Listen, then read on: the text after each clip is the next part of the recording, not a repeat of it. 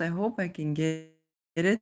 Okay, perfection from sect light, what you're trying to get here, perfection from ascendant, stuff you deal with regardless you intend. So thank you, Cliff Vic Deal from Twitter for this inspiring post. And this post has inspired me to get confused live with you and try to do something technical that is confusing. Now, getting confused about time. Saturn is with descendant. There's no reasonable reason to pick this episode. It just felt like pressing record. Any good election to record something. Oh, but there's here with the 7 and Mercury, with Mercury in the 12th. So, like I said, get confused with me. The ascendant is ruled by Mercury in the 12th. So we are very likely to try and how to perfect from June. And you'll see me confused live, and it's gonna be entertaining. But so I don't know how to explain this, Brennan. Okay, yes, I'm gonna go to a perfection wheel, and it basically okay. Perfection. You have a chart, okay?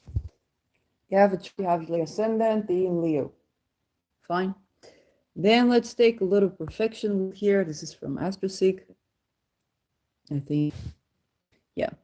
So, that means you have 12 houses. You're born at age 0. You have first perfection. Okay, that's the first level. Then up, you have a second, the next year, second house perfection, and so on and so forth. What happens when you're 13? Well, you have another first house perfection because there are 12 houses. Okay. And this is working with whole sign houses. Okay. Whole sign houses, as it seems, perhaps people think it's simple. The whole sign astrology basically works a lot with points like the lots. Okay, plenty of there are many of lots out there, and then zodiac releasing, which is a very fancy technique to find out you release from this from that lot. When will you have a peak period? Think about a very exact, it could and a harsh aspect or a hard aspect, harsh but aspect, manifesting aspect to a planet. Zodiac releasing peak periods, kind of stretching that out. So that's another way to work with it. So even though whole sign astrology seems like what? Come on, it's like children's play. No, it gets way more profound, but the techniques from releasing from the chart are that profound. Okay, so that's something to keep in mind. And one of these techniques that is very simple, relatively simple to learn, is perfection or perfection wheel. Now, I've heard that perfection itself was a mistake in translation. I don't know, maybe you can correct me. So I don't know how to name this. No, annual perfections, okay? These are the kind of things that happen when things get lost in translation. Now, you're going to have to know again the rulers.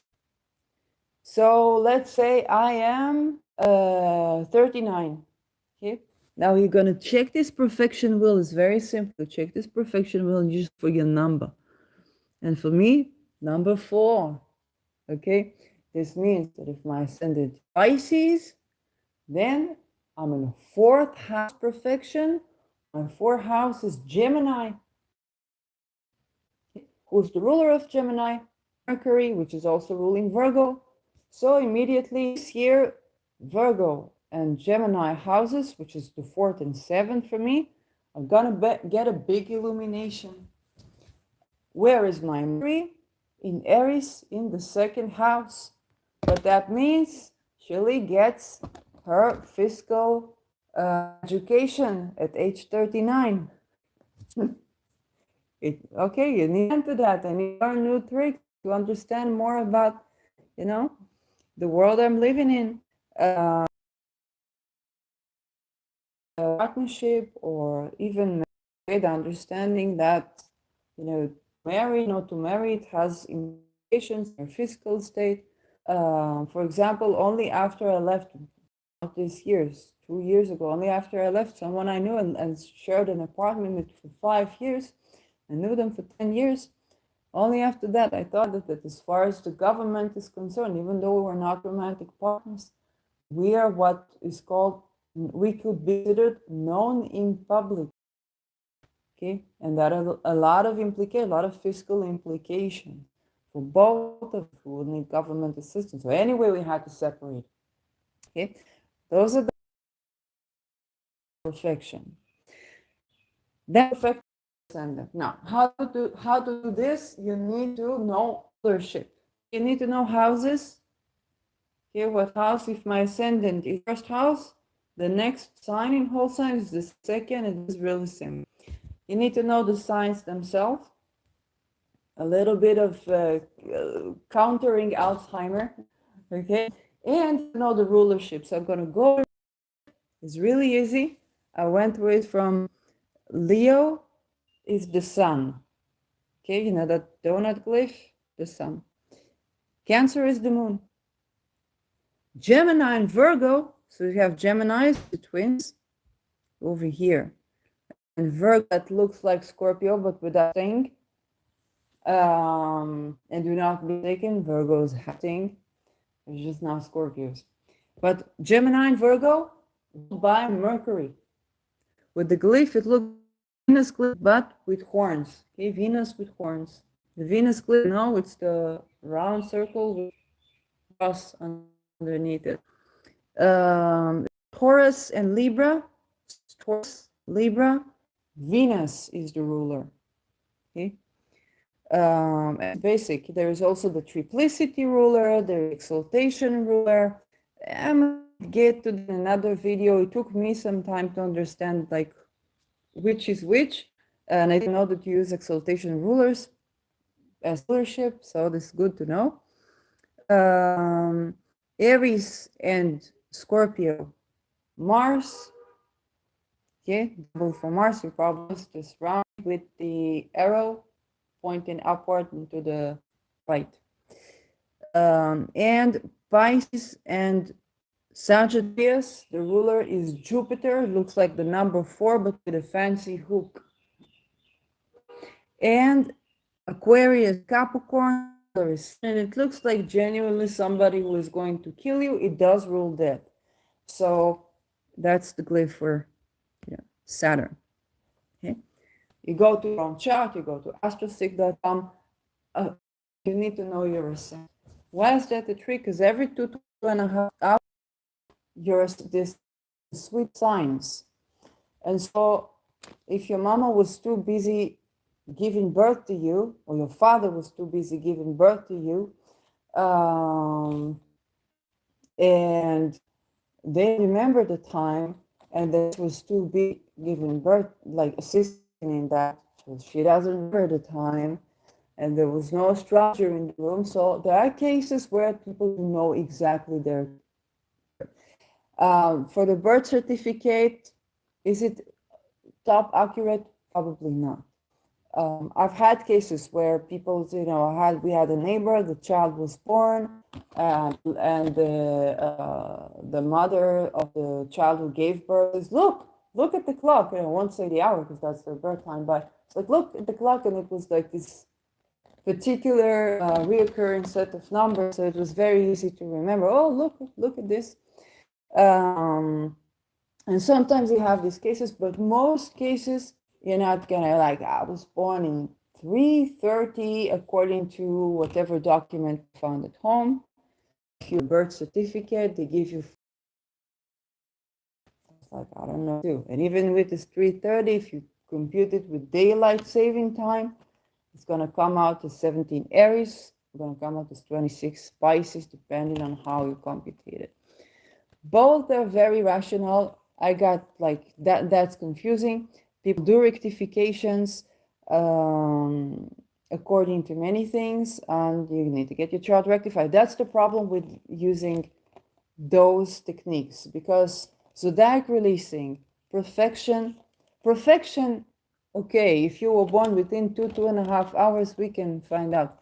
Zodiac releasing, I think you need to be on the minute, and it's very difficult. Now, there are a lot of great astrologers, and Kira Ryberg offers zodiac readings. And again, it's very difficult because you really need to rectify the chart to the minute, and that's quite disturbing. But those are perfections. Okay, so when you have a perfection from the ascendant, the simple annual perfections, what's your ascendant? So your ascendant Gemini, okay, and you're 34. So ascendant Gemini 34. Let's go. Where's 34? 34 would be here in the 11th house. Okay, so this would be 11th house. You see here, Cancer is not, ignore that. Ascendant Gemini, where is your 11th house? That means that your 12th house is Taurus and your 11th house is Aries. So now your year is ruled by Mars because Mars is the ruler of Aries. But also, it's not just your 11th house that's going to be highly accentuated, it's also your Scorpio house. Okay? Which for you would be the 6th house of health, pets, enemies, and so on and so forth. If you want to go a little bit farther, then let's say I began my 4th house perfection year in May. Okay? Then I got me a Mercury in Gemini talisman. I opened doors. I was in some investment company with eagles that doesn't tell what they do, but they do it with the money that of the companies that your money is invested in. Where they invest their money, that's where these companies go to. And there were a lot of stuff. But again, the ruler is in the 2nd. Okay. But the first month, 4th house. Big time 4th house. Second month, 4th house still. But you're going to have the 5th as well. Okay, so the second month was June. And then I spent a lot of time going to the Dead Sea, going to the sea, visiting my parents, going with my mama to the sea, stuff like that. Very healing stuff, actually. Then we are in July, where we get to the 6th house. Now we get to Leo. I got stung by a bee on a bus. Okay, the ruler of the sun is in my 3rd. I got stung by a bee on a bus. I kid you not. Okay, I have a spider. Literally, there's a spider resting in my bathroom. In the bath. She's taking a bath. Big spider. It's the one you see on the clickbait. Okay, bathroom.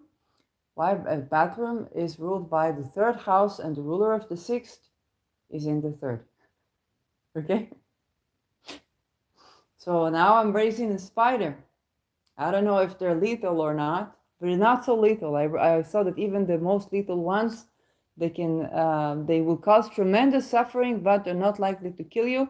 And one vaccine that I would take if you go to Australia is the vaccine against those spiders that bite you, because if you get this vaccine, then you're not going to die there. So that's a shot that I would get if I went to Australia. So if you see my videos, you think, oh, she's against medicine, she's against this, she's not at all. I'm just against, conning people and killing people in the name of medicine. So that is perfections. Okay. Now we're going to get to August. I'm going to get to a 7th house perfection.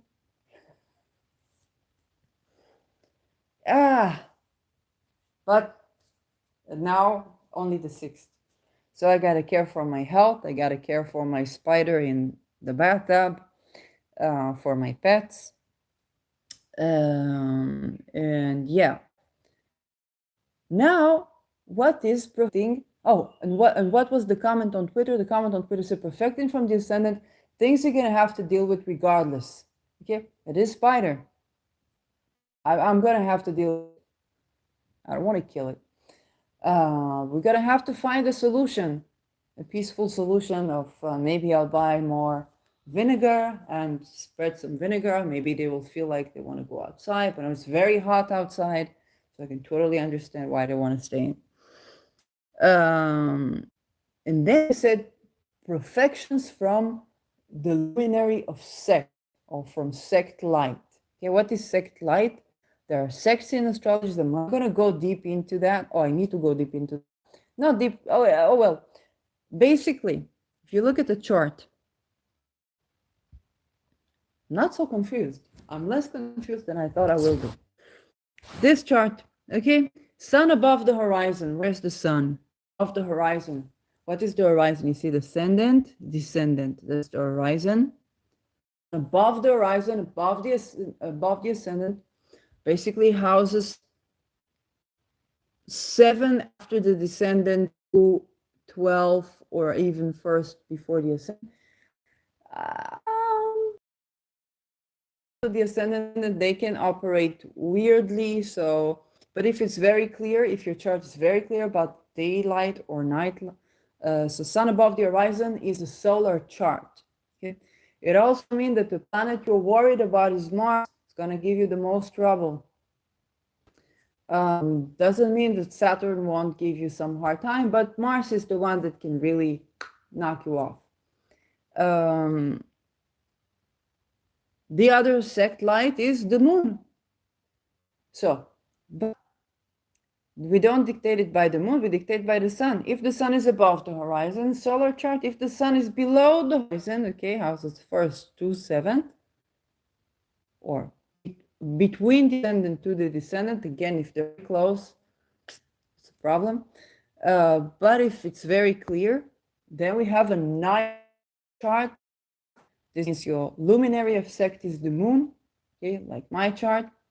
Sun in the 3rd house, so it's a night chart.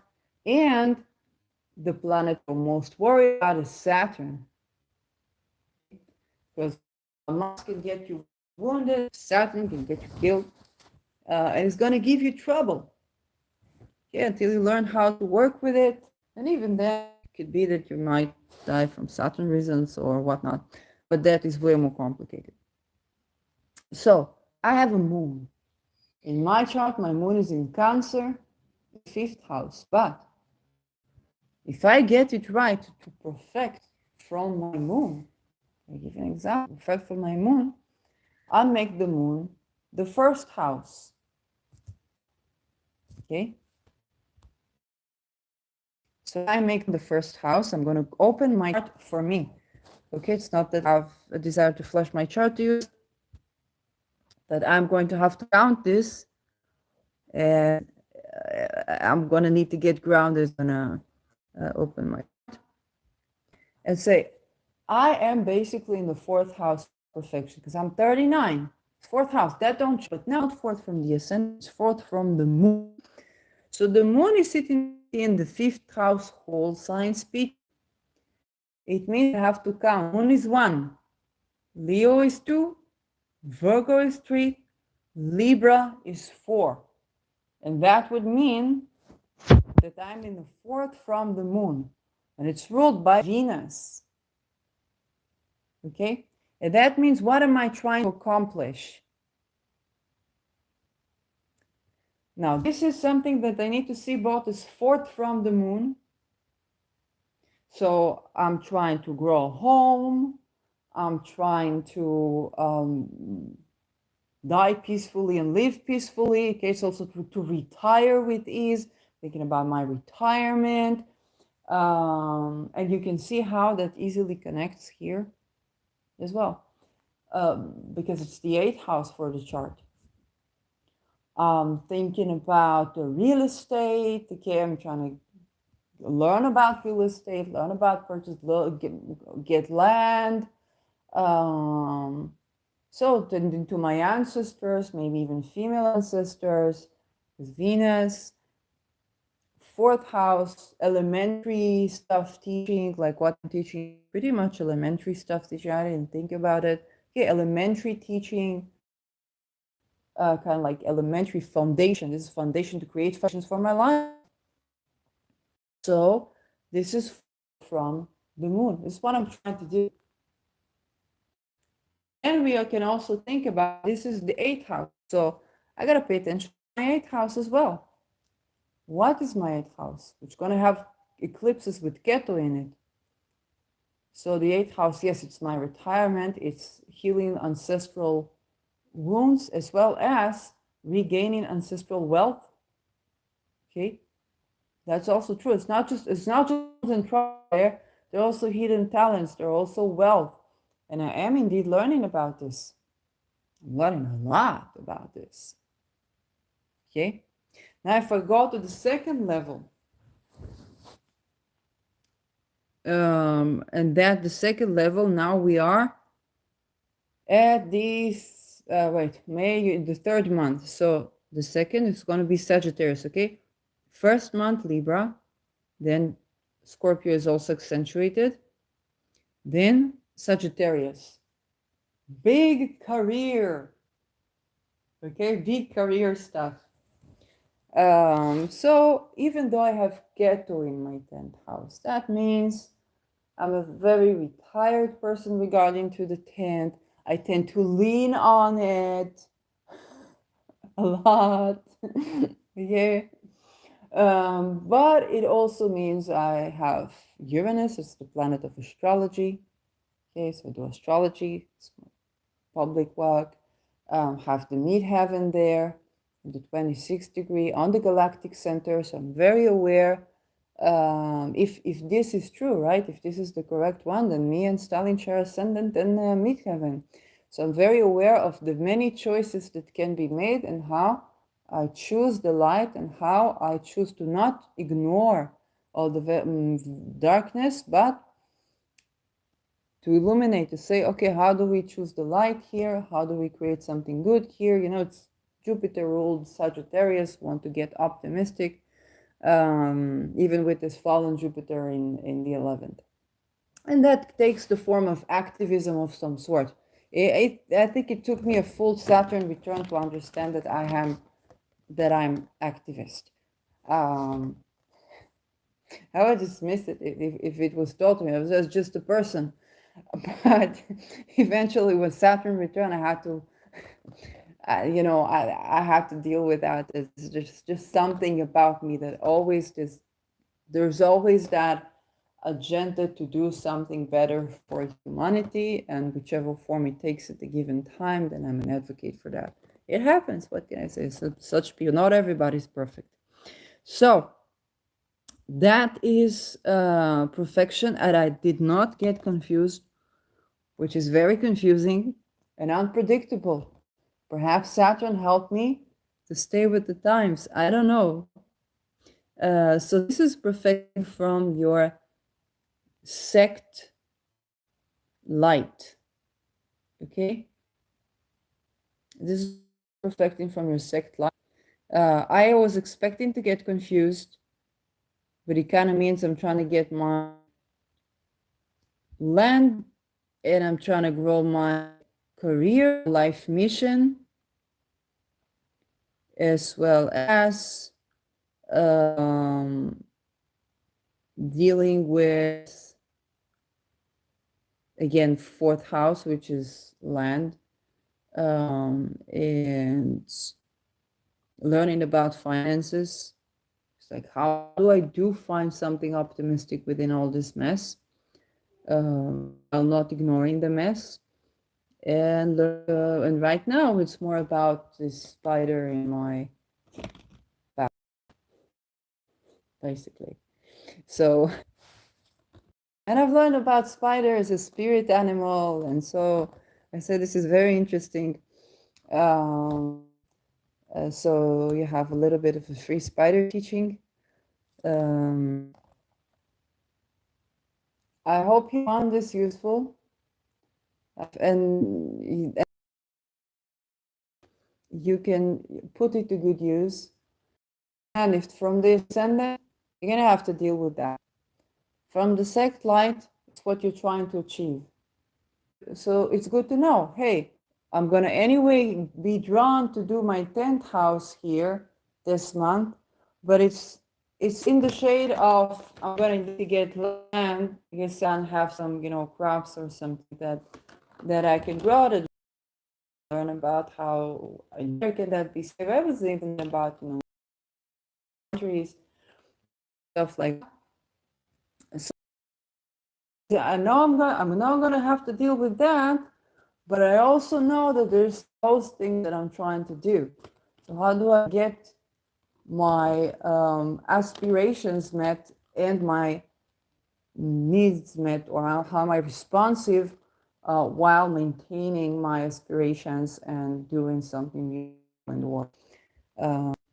Have a great Venus Day. Right now it's Venus Day. Let's see when I release that, because I just released. Well, it's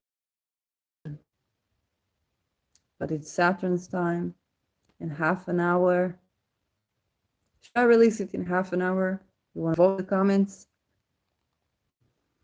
Let's go for half an hour. 10 minutes. Now you really see also the process, how it's done. Then I don't get lazy to do that. And we're going to get the fine Jupiter hour with Jupiter in the 9th house. Absolutely half an hour. C'est la vie. Bye-bye.